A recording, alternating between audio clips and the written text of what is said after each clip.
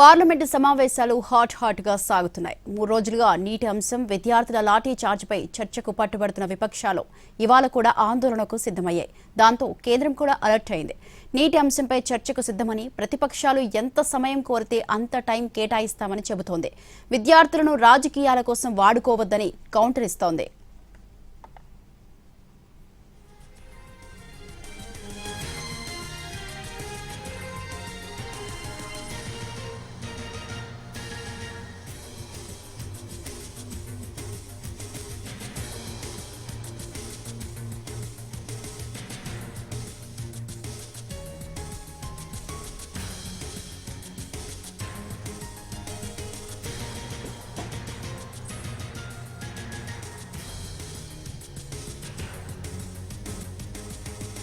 Parliament సమావేశాలు hot గా సాగుతున్నాయి. 3 రోజులుగా నీటి అంశం, విద్యార్థుల లాఠీ చార్జ్పై చర్చకు పట్టుబడుతున్న విపక్షాలు ఇవాళ కూడా ఆందోళనకు సిద్ధమయ్యాయి.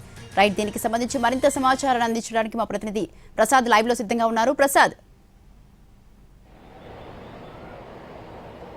పార్లమెంట్లో ఈసారి అధికార కూటమి చెందినటువంటి ఎంపీలంతా కూడా ప్రదర్శన చేసేందుకు సిద్ధమవుతున్నారు. మరికొద్ది సేపట్లోనే పార్లమెంటు ప్రాంగణంలో బీజేపీ నేతృత్వంలోని ఎన్డీఏ కూటమికి చెందినటువంటి ఎంపీలంతా కూడా ఈ నిరసన ప్రదర్శనలో పాల్గొనబోతున్నారు. ప్రధానంగా విద్యార్థులను అడ్డం పెట్టుకుని రాజకీయ ప్రయోజనాలు పొందేందుకు ప్రతిపక్షాలు ప్రయత్నం చేస్తున్నాయి. విద్యార్థుల భవిష్యత్తు, దేశ భవిష్యత్తు, అదేవిధంగా విద్యార్థుల యొక్క భవిష్యత్తును కాపాడేందుకు అన్ని రకాల చర్యలు తీసుకుంటామని ప్రభుత్వం హామీ ఇస్తుందన్న అంశాన్ని మరొకసారి పార్లమెంటు ప్రాంగణం వేదికగా చేసుకుని అధికార పక్షానికి చెందినటువంటి ఎంపీలంతా కూడా తమ నిరసన ప్రదర్శనను ప్రతిపక్షాలకు వ్యతిరేకంగా ఒక నినాదాన్ని ఇవ్వబోతున్నారు అధికార పక్షానికి చెందినటువంటి ఎంపీలు. ఇకపోతే ఖర్గే కార్యాలయంలో విపక్షాలకు చెందినటువంటి నేతలంతా, ఫ్లోర్ లీడర్స్ అంతా కూడా సమావేశమయ్యారు. భవిష్యత్తు కార్యాచరణ ప్రణాళిక ఈ రోజు ఏ రకంగా ఉండాలి, ఏ రకంగా సమిష్టిగా వ్యవహరించాలన్న అంశంపై నిర్ణయం తీసుకుని వారు కూడా ఒక నిర్ణయం తీసుకునేందుకు అవకాశం ఉంది. బహుశా విపక్షాలు కూడా మరొకసారి నిరసన ప్రదర్శన చేసేందుకు కూడా సన్నద్ధంగా తెలుస్తుంది. ఇంకా నిర్ణయం తీసుకోవాల్సి ఉంది. ఇకపోతే మొత్తంగా స్థూలంగా సమస్యను కనుక పరిశీలించినట్లయితే విద్యార్థులు, ప్రభుత్వము, ప్రతిపక్షాలు, విద్యార్థుల యొక్క డిమాండ్లు, అదేవిధంగా ప్రతిపక్షాల డిమాండ్లు కూడా పూర్తిగా ఇంచుమించుగా ఒకే రకంగా ఉన్నాయి. ముందుగా కేంద్ర విద్యాశాఖ మంత్రి ధర్మేంద్ర ప్రధాన్ రాజీనామా చేయాలి. అదేవిధంగా దీనికి సంబంధించి విద్యార్థులు ఎవరైతే విద్యార్థులపై దాడులు చేశారో వారిపై కఠిన చర్యలు తీసుకోవాలి. అదేవిధంగా విద్యార్థులకు క్షమాపణలు చెప్పాలి. పూర్తిగా విద్యా వ్యవస్థను ప్రక్షాళించాలి. ఈ స్థూలంగా ఈ డిమాండ్లన్నీ కూడా విద్యార్థులు చేస్తున్నారు, అదేవిధంగా విపక్షాలు కూడా చేస్తున్నాయి. కాకపోతే ప్రభుత్వం దీనికి సంబంధించి అనేక అంశాలను ప్రస్తావిస్తూ ప్రభుత్వం పార్లమెంట్లో ఉభయ సభల్లోనూ చర్చకు సిద్ధంగా ఉంది.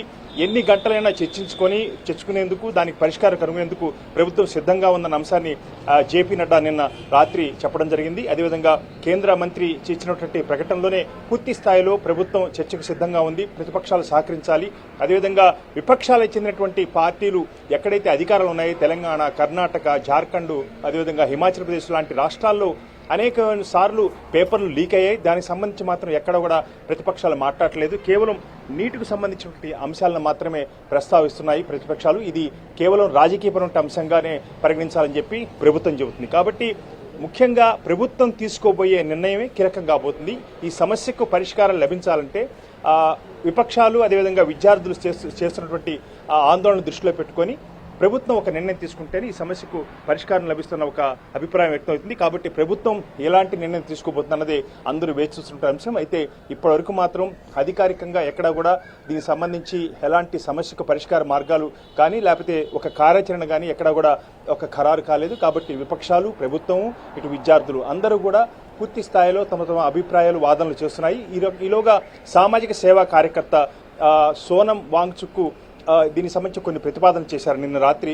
తాజాగా చేసినటువంటి ప్రకటనలో భాగంగా ధర్మేంద్ర ప్రధాన్ రాజీనామా చేసే అంశాన్ని ప్రభుత్వం పరిశీలించాలి.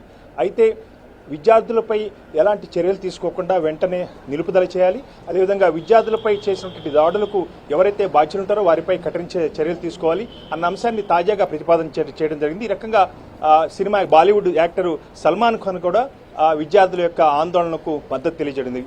మొత్తంగా చినికి గాలివానగా ఉన్నటువంటి సమస్యకు పరిష్కారం ఏ రకంగా లభిస్తున్నందుకు అందరూ కూడా ఎదురు చూస్తున్నారు.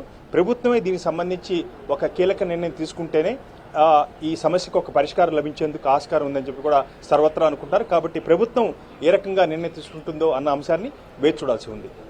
Right, thank you Prasad, thanks for the live details.